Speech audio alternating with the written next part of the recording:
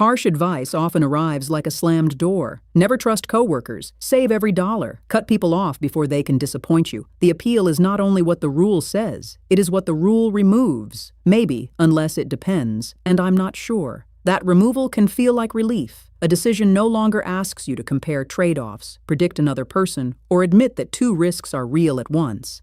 It asks for obedience. The response is clean, and the cost of choosing seems to disappear.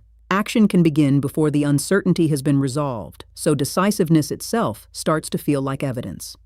Psychologists use the phrase need for cognitive closure for a cluster that includes desire for predictability, preference for order, discomfort with ambiguity, and decisiveness. That research does not explain every viral advice list. It gives us a nearby mechanism, not a diagnosis. Under uncertainty, a settled answer can have value before its accuracy is even known. Closure answers the pressure to decide. It does not guarantee that the selected answer fits. There is another clue in research on advisors. In one set of experiments, when feedback about accuracy was unavailable or costly, confident advisors could be more persuasive, regardless of how accurate they were. People were also less inclined to pay to check them. When accuracy became visible, calibration mattered. Harshness is not the same as confidence, but severity can perform certainty, no caveat, no branch, no visible cost. Now, the important complication: simple rules are not automatically foolish.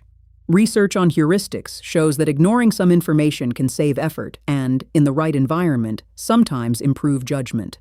More information and more calculation are not automatically wiser. The real question is not, is this rule simple? It is, what structure does this rule fit, and what happens when the environment changes?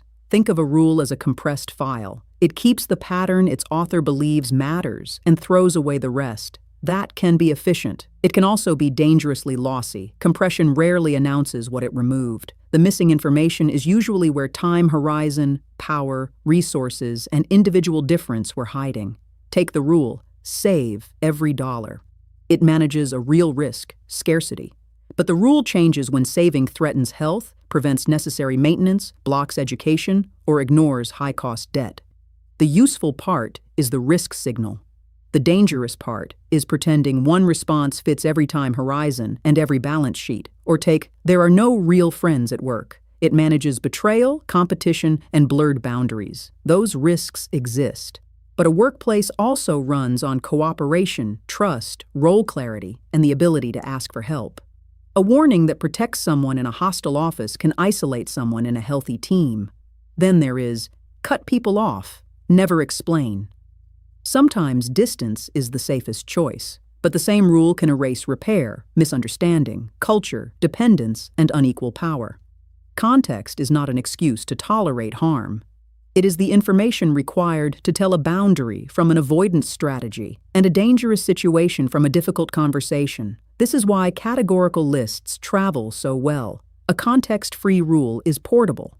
It can be remembered in one line, repeated without evidence, and used to perform toughness. A conditional rule is harder to post. It needs a second sentence and often a third.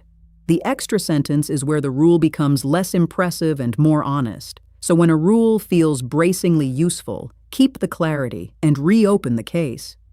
Ask 4 questions. What risk is this rule managing? What does following it cost? Which context would reverse it? And what evidence would make me update it? You do not need infinite nuance. You need enough context to know whether the rule still fits.